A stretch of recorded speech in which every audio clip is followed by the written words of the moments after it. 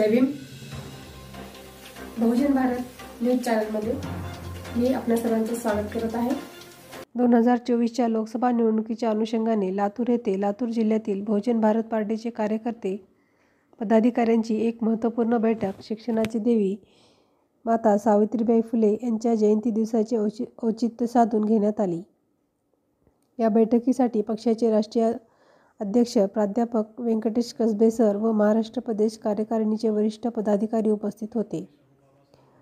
त्या बैठकीत पक्षाचे राष्ट्रीय अध्यक्ष यांनी काँग्रेस आणि भारतीय जनता पार्टीने एकत्रितपणे 2024च्या लोकसभेसाठी रचलेल्या कूटनीतीचे विश्लेषण केले आणि कार्यकर्त्यांना आवाहन केले की त्यांनी लोकसभा निवडणुकीच्या संदर्भात भाजप आणि काँग्रेसच्या माध्यमातून चालू असलेल्या षडयंत्राच्या संदर्भात बहुजन मतदारांना जागृत करावे. काँग्रेस आणि भारतीय जनता पार्टीच्या नेतृत्वात चालू असलेल्या आघाडीचे ढोंग हे निव्वळ बहुजन समाजातील विविध पक्षांना फसवण्यासाठी रचलेले एक षडयंत्र आहे. वास्तविक पाहता काँग्रेस आणि भारतीय जनता पार्टीची एक छुपी युती आहे आणि त्या युती अंतर्गतचा एक भाग म्हणून बहुजन समाजाच्या सर्व पक्षांना गुमराह करण्यासाठी काँग्रेसने इंडिया नावाची आघाडी उघडली आहे. लोकसभेच्या निवडणुका लागेपर्यंत बहुजनांच्या पक्षांना आणि त्यांच्या नेत्यांना झुलवत ठेवायचे. जागा वाटपाचा प्रश्न असेल किंवा कुठली सीट कोण लढायची, कुणाला किती जागा असतील या संदर्भात निवडणूक लागेपर्यंत काहीच स्पष्ट करायचे नाही. निवडणुकीच्या तयारीतील त्यांना महत्त्वाचा वेळ मारून टाकायचा, जेणेकरून की या बहुजन पक्षांच्या नेत्यांना आपल्या पक्षाच्या वतीने स्वतंत्र निवडणूक लढण्याचे किंवा इतर काही पर्याय शोधण्याचा विचार करण्यासाठी त्यांना वेळच भेटू द्यायचा नाही. शेवटी त्यांच्या वाट्याला पराजयाशिवाय दुसरे काहीच बाकी राहू नये. लातूर जिल्ह्याच्या या निवडणुकीच्या तोंडावर होऊन घातलेल्या चालू असलेल्या बैठकीमध्ये आपल्यामध्ये उपस्थित असलेले बहुजन भारत पार्टीचे महाराष्ट्र प्रदेशचे सचिव प्राध्यापक परमेश्वरजी वाघमारे, दुसरे प्रदेश सचिव माननीय दयानंदजी वाघमारे, लातूर जिल्ह्याचे जिल्हा सचिव दत्ताजी आणि या बैठकीस उपस्थित असलेले सर्व पदाधिकारी कार्यकर्ते. आताचा हा माहोल हा निवडणुकीचा माहोल आहे आणि या अनुषंगानं सगळ्या महाराष्ट्रातच नाही तर देशामध्ये निवडणुकीचं वातावरण तापलेलं आहे. बहुजन भारत पार्टी ही या निवडणुकीच्या मैदानात उतरलेली आहे. महाराष्ट्र, तेलंगणा आणि कर्नाटक या प्रमुख राज्यामध्ये बहुजन भारत पार्टीचं बऱ्यापैकी बस्तान आहे आणि या 3 राज्यामधून बहुजन भारत पार्टी निश्चितपणे या देशातील मनोवादी पक्षांना म्हणजे काँग्रेसला आणि भारतीय जनता पार्टीला सत्तेमध्ये जाण्यापासून रोखण्याचा प्रयत्न करणार आहे. बांधवांनो, तुम्ही या जिल्ह्याचे नेते आहात. लातूर जिल्ह्यामध्ये मोठ्या ताकदीनं तुम्ही काम करत आहात आणि मला माहीत आहे ही पार्टी नवीन असल्या कारणानं आपल्याला जागोजागी पक्षाचा विस्तार करताना अडचण येत असावी. आम्हाला हेही माहीत आहे की मागच्या निवडणुकीमध्ये ज्या ठिकाणी बहुजन भारत पार्टीने आपले उमेदवार दिले त्या ठिकाणी लढलेल्या उमेदवाराला आणि उमेदवार लढविणाऱ्या कार्यकर्त्यांना, पदाधिकाऱ्यांना काँग्रेस आणि भारतीय जनता पार्टीनं आमिष देण्याचा प्रयत्न केलेला आहे. त्यांच्यामध्ये फोडतोड करण्याचा प्रयत्न केलेला आहे आणि तशाही परिस्थितीमध्ये बहुजन भारत पार्टीचे कार्यकर्ते आपल्या कष्टाचे पैसा जमा केलेले पैसे लावून गोरगरीब दीनदुबळ्या बहुजन समाजासाठी राजकीय आखाड्यामध्ये उतरलेले आहेत. मोठ्या नेटानं काँग्रेस बीजेपीला शह करत आहे आणि मला माहीत आहे लातूर जिल्ह्यामध्ये सुद्धा तुम्ही एवढ्याच नेटानं येणाऱ्या लोकसभेच्या निवडणुकीमध्ये उतरणार आहात आणि देशामध्ये जे वातावरण आज काँग्रेसच्या नेतृत्वामध्ये उभा टाकत आहे, भारतीय जनता पार्टीच्या नेतृत्वामध्ये उभा टाकत आहे, ते वातावरण या देशातल्या बहुजन समाजाला दिशाभूल करण्यासाठीचं वातावरण आहे. काँग्रेस अजून बी काय दलिताची बहीण मायावती यांना स्पर्श मानते काय? माना सन्मानानं अजूनही त्यांना त्या बैठकीसाठी निमंत्रण दिलं जात नाही. महाराष्ट्रामध्ये वंचित बहुजन आघाडीचे सन्माननीय बाळासाहेब आंबेडकरजी किती दिवसापासून काँग्रेसच्या मागे लागले, आघाडीच्या मागे लागले, पण त्यांनाही रितसरपणे हँडल केलं जात नाही. माझी विनंती असेल तमाम बहुजन नेत्यांना, बहुजन पार्टीच्या नेत्यांना की आता आपण मनुवादी पक्षांची डावपेच ओळखले पाहिजे. काँग्रेसच्या मागे न लागता, भारतीय जनता पार्टीच्या मागे न लागता की आपण आपल्या ताकदीवर बहुजनाचे पक्ष म्हणून पुढे येणं गरजेचं आहे. माझी ही विनंती असेल या बैठकीच्या निमित्तानं तुम्हा सर्व कार्यकर्त्याच्या साक्षीनं की आपण महाराष्ट्रामधल्या, देशामधल्या तमाम बहुजनाच्या, उपेक्षिताच्या, वंचितांच्या सगळ्या पार्ट्यांनी एकत्र येऊन काँग्रेस आणि भारतीय जनता पार्टीच्या विरोधामध्ये लढणं आणि 85% बहुजन समाजाचं एक दल, एक छत्र अशी आघाडी उभा करणं आम्हाला नितांत गरजेचं आहे. पण दुर्दैवानं आज मला असं जाणवतंय की आमच्या ह्या बहुजन विचारधारेच्या पक्षांच्या आणि नेत्यांच्या मनामध्ये जो संभ्रम तयार होतो आहे, त्या संभ्रमाच्या पाठीमागं जे काही कारण असतील ते कारण त्यांचा बिमोड करण्याची ताकद सुद्धा या बहुजन समाजामध्ये आहे. काय करते भारतीय जनता पार्टी? काल परवा आपण बघितलंय, भारतीय जनता पार्टीनं अचानकपणे शिवसेनेला फोडलं, राष्ट्रवादीला फोडलं. का कशामुळे फुटली ही राष्ट्रवादी, कशामुळे फुटली ही शिवसेना? तर सरकारी यंत्रणा ज्या काही असतात, जसं की इलेक्शन कमिशन आहे, जसं की ईडी आहे, सीडी आहे, तर ह्या सगळ्या डिपार्टमेंटला सत्तेच्या जोरावर या शिवसेनेला फोडण्यासाठी इथल्या आमदार खासदाराच्या विरोधामध्ये ईडी सीडीचे केसेस फाईल दाखल करण्याचा प्रयत्न भारतीय जनता पार्टीने केला असल्या कारणानं त्यांना नाईलाजास्तव स्वतःच्या बचावासाठी आपला हक्काचा पक्ष सोडून भारतीय जनता पार्टीच्या साईडने उभा टाकावा लागला. माझ्या बांधवांनो, जे नेते, जे पक्षाचे लीडर अशा स्वरूपाच्या दंडमशाहीला घाबरत असतील, मी मानतो की ते खऱ्या अर्थानं छत्रपती शिवाजी महाराजांचे अनुयायी नाहीत, ते खऱ्या अर्थाने लढाई मावळे नाहीत. आपल्या हिस्साला इतिहासामध्ये आतापर्यंत हमेशा काय आलाय? संघर्षाला, आणि संघर्षाला घाबरणारे बाबासाहेब डॉक्टर भीमराव आंबेडकरांचे लेकर म्हणू शकतात, छत्रपती शाहूजी महाराजांचे लेकर म्हणू शकतात, आणि स्वराज्याची संकल्पना मांडणारे आणि स्वराज्य प्रस्थापित करणारे छत्रपती शिवाजी महाराज सुद्धा मावळे असू शकत नाहीत. बहुजन भारत पार्टी या सर्व महापुरुषांना आपला आयकॉन मानते, आपला आदर्श मानते, आणि त्यांनी दिलेल्या आदर्शाच्या वाटेवरच बहुजन भारत पार्टी येणाऱ्या काळामध्ये या प्रस्थापित काँग्रेस आणि भारतीय जनता पार्टीच्या विरोधामध्ये संघर्ष करणार आहे. आणि तुम्ही सर्व कार्यकर्ते या लातूर जिल्ह्यामध्ये मोठ्या नेटानं या संघर्षासाठी सज्ज असाल. आमचा छोटा मोठा कसा काशना कार्यकर्ता असेल, कुणी उमेदवार असेल, तुम्ही त्या उमेदवाराच्या पाठीमागं मोठ्या ताकदीनिशी उभा टाकायचे आणि आपला तन मन धन लावून उमेदवाराच्या पाठीमागं आपला पैसा, आपला अडका, आपला वेळ, आपली बुद्धी लावून आपल्या लेकरा बाळाच्या कल्याणासाठी या लढाईमध्ये उतरणं गरजेचं आहे. तुम्हाला माहित आहे छत्रपती शिवाजी महाराजांनी स्वराज्य कसं उभा केलं? हा काळ आणि छत्रपती शिवाजी महाराजांचा काळ यामध्ये मात्र काहीही फरक नाही. छत्रपती शिवाजी महाराजांकडे स्वतःच असं सैन्य नव्हतं.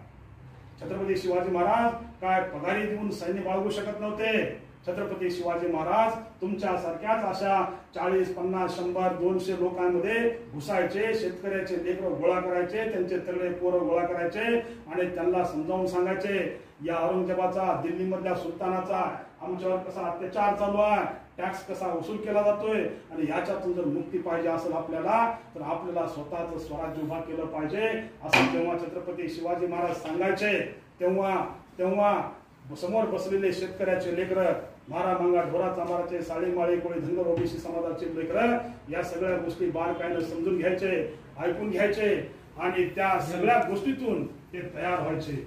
आणि त्या सगळ्या प्रसंगामध्ये छत्रपती शिवाजी महाराजांना अशा स्वरूपाच्या जिल्ह्याच्या, तालुक्याच्या, गावाच्या बैठका घेऊन या सगळ्या मावळ्यांची फौज उभा केलेली होती. आणि ते मावळे दुसरे तिसरे कोणी नसून तुमच्यासारखे दीन दलित समाजामध्ये गोर गरीब शेतकऱ्याचे लेकर, कामगाराचे लेकर, कष्टकऱ्याचे लेकर, अस्पृश्यांचे लेकर, क्षुद्रांचे लेकर छत्रपती शिवाजी महाराजांना स्वराज्यासाठी तयार केले होते. आज तोच काळ आणि तीच परिस्थिती निर्माण झालेली आहे. छत्रपती शिवाजी महाराजांच्या काळामध्ये औरंगजेब दिल्लीमध्ये बसायचा. आज ही औरंगजेबाच्या जागी मोदी नावाचा एक सुलतान औरंगजेब बसलेला आहे. आणि त्या मोदीच्या विरोधामध्ये आम्हाला असं वाटतंय की कुणीतरी बहुजनाचा पक्ष, बहुजनाचा नेता पुढे येऊन याचा एल्गार उभा करेल, स्वराज्याची घोषणा करेल की स्वराज्याचा संघर्ष पेटवेल. पण मला असं जाणवतंय की ज्यांच्याकडे आम्ही नेता म्हणून बघतोय त्या नेत्यामध्ये या प्रस्थापिताच्या विरोधामध्ये उभा टाकण्याची, बहुजन नेत्यामध्ये प्रस्थापिताच्या विरोधामध्ये उभा टाकण्याची, काँग्रेसच्या विरोधामध्ये उभा टाकण्याची किंवा बीजेपीच्या विरोधामध्ये उभा टाकण्याची धमक उरली नाही. म्हणून मला तुमच्या आघाडीमध्ये घ्या म्हणून काही आमच्या बहुजनाचे नेते त्यांच्या मागे पुढे फिरताना दिसत आहेत. मला मन सन्मान आहे. माझ्या या बहुजनाच्या नावाने काम करणाऱ्या प्रत्येक कार्यकर्त्याचा, नेत्याचा मला कधीही आदर वाटतो. पण दुर्दैवानं आमच्या बहुजन समाजामध्ये संभ्रम निर्माण करण्याची व्यवस्था जर कोण राबवत असेल या देशामध्ये तर काँग्रेस आणि भारतीय जनता पार्टी दोन्ही मिळून करत आहेत. माझ्या बांधवांनो, अजून बी काँग्रेसनं, तुम्हाला आम्हाला सगळ्याला माहित आहे, अजून बी काँग्रेसनं जेवढे आपले घटक पक्ष आहेत त्या घटक पक्षांना या तर म्हणते ते, पण अजून बी जागा वाटपाचा कार्यक्रम ते क्लिअर करत नाही. मी तुम्हाला अजूनही म्हणतो, नेत्यांना माहित आहे का माहित नाही मला माहित नाही, पण मला माहित आहे काँग्रेस हे लोकसभेचे शेवटच्या दिवसापर्यंत आपले उमेदवार क्लिअर करणार नाही. कुण्या ठिकाणाहून कोणता पक्षाचा उमेदवार उभा टाकेल, कुण्या पक्षाला किती आपल्या आघाडीतल्या लोकांना जागा दिल्या जातील या संदर्भाचा संभ्रम शेवटपर्यंत काँग्रेस मेंटेन करणार आहे, टिकवून ठेवणार आहे. कारण काँग्रेसची आघाडी तुमच्या सोबत नाही तर काँग्रेसची आघाडी भारतीय जनता पार्टी सोबत ठरलेली आहे. आणि भारतीय जनता पार्टीनं काँग्रेसनं दोघांना मिळून ठरवलेलं आहे की युतीच्या नावाखाली, आघाडीच्या नावाखाली SC ST OBCच्या लोकांच्या आणि त्यांच्या पक्षांची, त्यांच्या नेत्याचा संभ्रम तयार करून ठेवा. त्यांना फक्त गोल गोल फिरवत राहा. शेवटच्या क्षणापर्यंत कुणालाही सांगायचं नाही तुला किती जागा द्यायच्यात, तुला किती जागा लढायच्यात. बाळासाहेब आंबेडकरांनाही ते बोलणार नाहीत, मायावतीलाही ते बोलवणार नाहीत आणि त्याचप्रमाणे दक्षिणेमधल्या काही आमच्या बहुजन विचारधारेच्या पक्षांना सुद्धा ते विचारणार नाहीत. आणि मग शेवटच्या घटकेला जेव्हा निवडणुका तोंडावर येतील तेव्हा मात्र काहीतरी कारण सांगून या लोकांना अस्पृश्य म्हणून आपल्या ह्याच्यातून बाहेर काढतील. ही परिस्थिती फक्त बहुजन मतदारामध्ये संभ्रम निर्माण करावा या उद्देशाने चालू असलेले हे डावपेच आहेत. तर तुम्ही बहुजन भारत पार्टीच्या कार्यकर्त्यांनी ही गोष्ट समजून घेणे आणि बहुजन मतदारामध्ये समजावून सांगणे की आघाडी बिघाडी काही नाही. खरी आघाडी ही काँग्रेसच्या नेतृत्वामध्ये इंडियाच्या नावाखाली जी आघाडी चालू आहे ती फक्त दृश्य स्वरूपाची आघाडी, नावाला आघाडी आहे. त्याच्यामध्ये SC ST OBCच्या लिडरशिप मध्ये चालणारे, त्यांच्या नेतृत्वात चालणाऱ्या पक्षांना दिशाभूल करण्यासाठी केलेली ही आघाडी आहे. आणि या आघाडीच्या शेवटच्या टोकापर्यंत सुद्धा, निवडणुकीच्या तोंडावर सुद्धा काँग्रेस कधीही आम्हाला क्लिअर सांगणार नाही. आणि मग शेवटच्या टोकामध्ये आम्ही जी निवडणुकीची तयारी जमिनीवर करायला पाहिजे, आमचं दल उभा करणे, आमच्या कार्यकर्त्यामध्ये बसणे, आमचे उमेदवार उभा करणे, आमच्या उमेदवारांना तयार करणे, फंडची व्यवस्था करणे, ह्या सगळ्या निवडणुकीच्या तयारीला आपण लागू नये म्हणून बीजेपीनं काँग्रेसच्या माध्यमातून आमच्या बहुजन मतदारांची, आमच्या बहुजन नेत्यांची दिशाभूल करण्याचा हा कार्यक्रम लावलेला आहे असं माझं स्पष्ट म्हणणं आहे. त्यामुळे माझी विनंती आहे बैठकीच्या माध्यमातून तुम्हा सर्व कार्यकर्त्याच्या साक्षीनं की या बहुजन नेत्यांना सुद्धा की आपण असल्या कुठल्याही लफड्यामध्ये न पडता आपल्या बहुजनाचे छोटे मोठे पक्ष कसे एकत्र येतील आणि ह्या सगळ्या समाजाची पक्ष आणि त्यांच्या समाजाची सगळ्यांची आघाडी कसं उभा टाकल. जी आघाडी या देशामध्ये 85% लोकांची आघाडी आहे आणि या 85% लोकांचे पक्ष जर एकत्र येतील तर मला वाटत नाही या 85% लोकांना नमिण्यासाठी काँग्रेस आणि भारतीय जनता पार्टीचे 15% लोक यशस्वी होतील. कारण 85% लोक जर पेटले, ज्याला म्हणतात मॉब तयार झाला, ज्याला म्हणतात मास तयार झाला, तर त्या मॉबला कोणी पैसे देऊन थांबवू शकत नाही, कोणी दबाव टाकून थांबवू शकत नाही. निवडणुकीमध्ये कितीही पैसे काँग्रेस आणि भारतीय जनता पार्टीने वाटायला सुरुवात केली तरीही आमचा 85% बहुजन समाज हे सगळा आघाडीचा कारभार जर आमच्या बहुजन समाजाच्या नेत्यांच्या माध्यमातून तयार झाला, बहुजनांची आघाडी तयार करण्याचा, तर हे 85% लोक निश्चितपणे काँग्रेसला आणि बीजेपीला धूळ चालल्याशिवाय राहणार नाही. त्यामुळे काँग्रेस आणि भारतीय जनता पार्टीच्या माध्यमातून चालू असलेलं जे षडयंत्र आहे की इंडियाची आघाडी काय तर UPAची आघाडी काय तर असल्या सगळ्या आघाडीला आणि असल्या सगळ्या गोष्टीला या सगळ्या गोष्टीला न जुमानता आमच्या या बहुजन विचारधारेच्या लोकांनी खरं जर ते बाबासाहेबांना प्रामाणिक असतील, फुलेंना प्रामाणिक असतील, शाहू महाराजांना प्रामाणिक असतील आणि छत्रपती शिवाजी महाराजांना प्रामाणिक असतील तर आमच्या मावळ्याच्या जीवावर, आमच्या बहुजन समाजाच्या जीवावर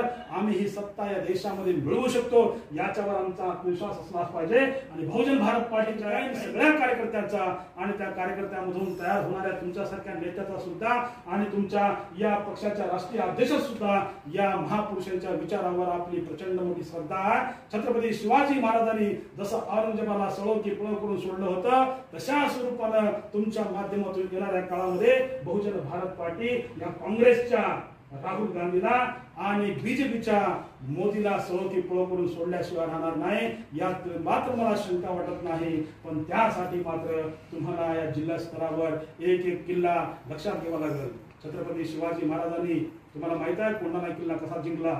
छत्रपती शिवाजी महाराजांना कोंढाणा किल्ला जिंकण्याचा प्रसंग सांगतो। छत्रपती शिवाजी महाराजांना तानाजी मालुसरे आपल्या लेकराच्या लग्नाचं निमंत्रण द्यायला आले होते। माहिती आहे तुम्हाला, लेकराच्या लग्नाचं निमंत्रण, रायबा नाव होतं त्या मुलाचं, कुणाच्या, तानाजी मालुसरेंच्या। रायबाचं लग्न ठरलं होतं आणि आपले राजे छत्रपती शिवाजी महाराज यांना या लग्नामध्ये बोलवावं म्हणून तानाजी मालुसरे आपल्या काही सहकार्यासोबत, मावळ्यासोबत राजांना निमंत्रण द्यायला त्यांच्या राजवाड्यावर गेले आणि राजे आपल्या राजवाड्यावर उभा टाकून खिडकी मागणं समोरचा एक किल्ल्याचा शिखर बघत होते आणि तो किल्ला होता कोंढाणा किल्ला। जेव्हा छत्रपती शिवाजी महाराजांना कळालं की तानाजी आले, छत्रपती शिवाजी महाराजांनी तानाजीला म्हटलं, तानाजी मला तो समोरचा किल्ला खुणावतोय रे, तो समोरचा किल्ला मला खुणावतोय, मला तो हवा आहे, काय करता येईल। तानाजीनं फटकन आपली निमंत्रण पत्रिका बाजूला ठेवली। तो आधी लगीन कोंढाण्याचं आणि मग माझ्या रायबाचं, आधी लगीन कोंढाण्याचं आणि मग माझ्या रायबाचं असा म्हणणारा तानाजी मालुसरेंना सुद्धा येऊ शकला नाही। असे मावळे शिवाजी महाराजांकडे होते म्हणून शिवाजी महाराज स्वराज्य प्रस्थापित करू शकले। काय तुम्ही ते तानाजी मालुसरे होणार का? या बैठकीत बसलेले सगळे मावळे, तुम्हाला जर स्वराज्य हवा असेल तर तुम्हाला तुमची नोकरी, तुम्हाला तुमचा रोजीरोटीचा व्यवसाय, काम धंदा या सगळ्या गोष्टीला वेळोवेळीला बगल द्यावा लागेल, म्हणजे तुमच्या जीवावर सुद्धा बेतणार आहे। कारण ही स्वराज्याची लढाई आहे आणि या स्वराज्याच्या लढाईमध्ये कार्यकर्ते, पदाधिकारी यांनी आपल्या सगळ्या ऊर्जेसह, आपल्या सगळ्या ताकदीनिशी हे एक एक किल्ले म्हणजे एक एक खासदारकीच्या सीट जर लढल्या तर मग आम्हाला एक एक खासदार भेटत जाईल, आपल्या पक्षाकडे काही खासदाराची संख्या येईल। आणि मी तुम्हाला नेमकेपणाने सांगतो, ठोकून सांगतो, महाराष्ट्रासह आंध्र, तेलंगणा आणि कर्नाटका या 4-5 राज्यामध्ये बहुजन भारत पार्टीचे 25 खासदार जर निवडून आले तर देशाचा प्रधानमंत्री कोण असावा हे तुमची पार्टी बहुजन भारत पार्टी ठरणार, यात काही मात्र शंका नाही। पण ती लढाई लढण्यासाठी मावळे म्हणजे आजचे कार्यकर्ते, पदाधिकारी तयार असले पाहिजे।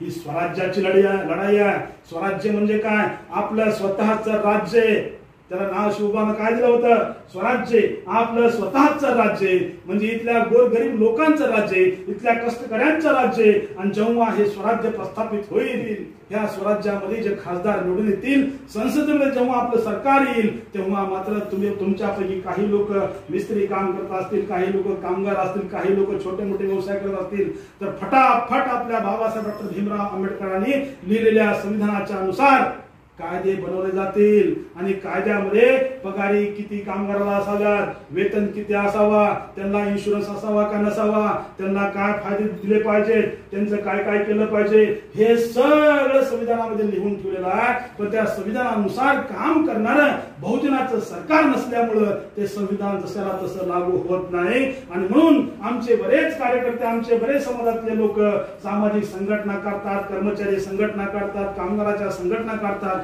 आणि निवडणुकाकडे दुर्लक्ष करतात। आणि 11th आवरला हे काँग्रेस, भारतीय जनता पार्टीचे लोक प्रचंड पैसेवाले असल्या कारणानं ते आमच्या भोळ्या बाबड्या कामगार संघटनेच्या नेत्याला किंवा आमच्या भोळ्या बाबड्या सामाजिक संघटनेच्या नेत्याला बोलवून घेतात, थोडं मोठं आमिष दाखवतात आणि त्याच्या माध्यमातून आपल्या समाजाचं सगळं मतदान काँग्रेसला आणि बीजेपीला टाकून घेतात। म्हणजे आम्ही काय करतो?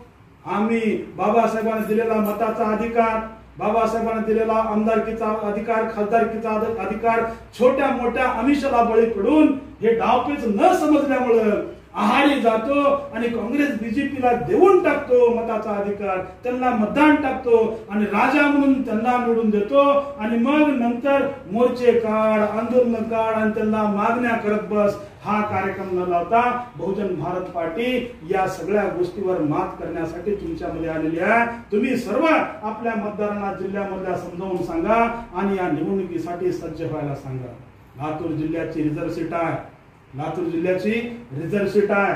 रिझर्व्ह म्हणजे कळालं का? एससी साठी, अनुसूचित जातीसाठी आरक्षित सीट आहे. बाबासाहेब डॉक्टर भीमराव आंबेडकरांनी 1932च्या काळामध्ये मोठा संघर्ष करून आमच्यासाठी म्हणजे रिझर्व्ह कॅटेगरीच्या लोकांसाठी, अनुसूचित जातीच्या लोकांसाठी काही खासदारक्या, काही आमदारक्या मिळवून घेतल्या होत्या.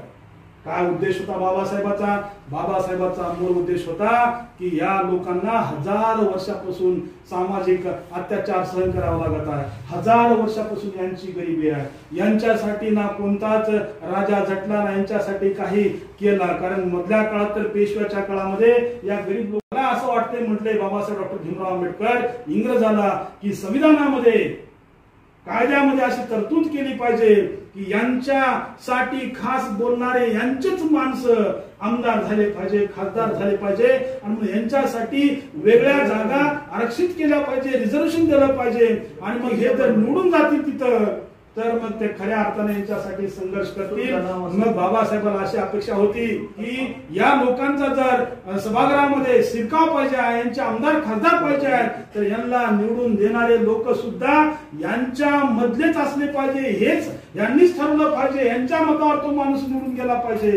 पण गांधी नावाच्या माणसानं असं नाही होऊ दिलं. तुमचा कुणबी माणूस निवडून जाऊ द्या म्हटले, पण ह्याला निवडून द्यायच्यासाठी मात्र एससीच्याच लोकांना न घेता सर्वच लोक मतदान करतील अशी व्यवस्था केली. आणि दुर्दैवानं सर्वच लोक म्हटले की एससीचे लोक छोटे झाले, यांचं मतदान कमी झालं आणि सर्वांच्या समोर यांच्या मतदानावर यांचा स्वतःचा खरा प्रतिनिधी निवडून जाईल असा झाला.